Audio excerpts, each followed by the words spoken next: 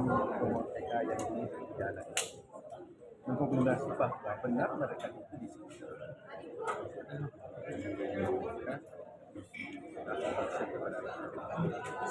Nah, itu kejadian memang 2006.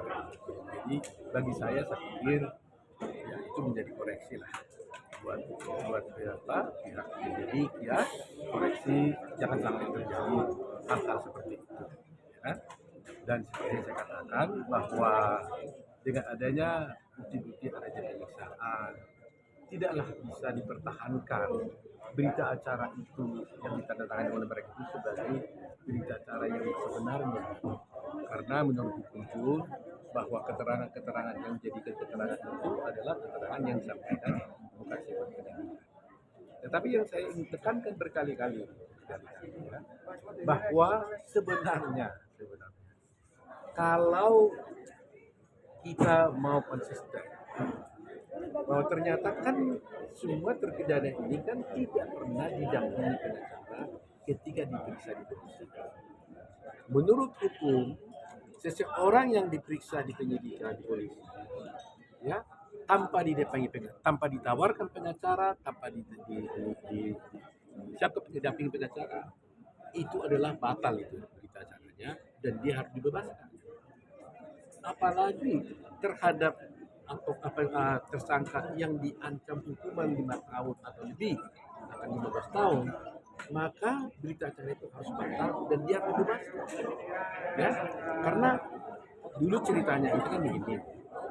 Di Amerika ada namanya Miranda Rules. Miranda Rules itu adalah seorang bernama Miranda berperkara dengan negara Arizona. Dia merasa ditangkap, tapi dia ditangkap dan diadili, padahal ketika itu dia tidak ditawarkan bahwa dia punya hak untuk didampingi pengacara.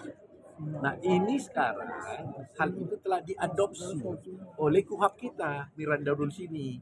Jadi kalau lihat di TV-TV kan ada di film-film kriminal, kalau ditangkap orang dia tanya, saya tangkap kamu boleh diam ya, karena kalau setiap keterangan yang kamu kasih adalah bisa memberatkan kamu gitu. Kamu berhak didampingi pengacara, itu terangnya.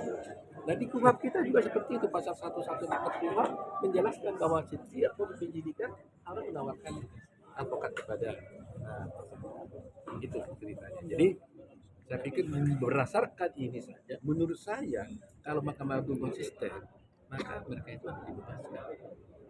Itu poin utamanya, nggak usah lain-lain dulu.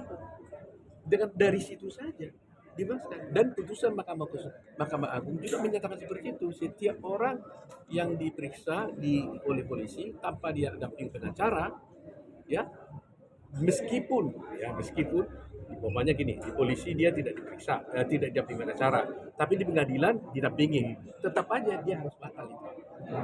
Secara hukum ya? Secara hukum begitu.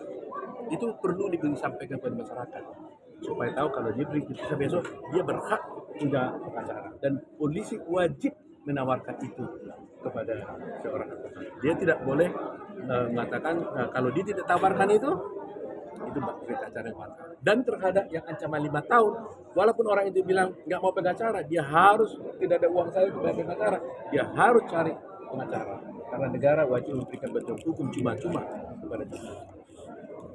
Untuk update sedikit soal ini, di Sukabumi mungkin. Ya.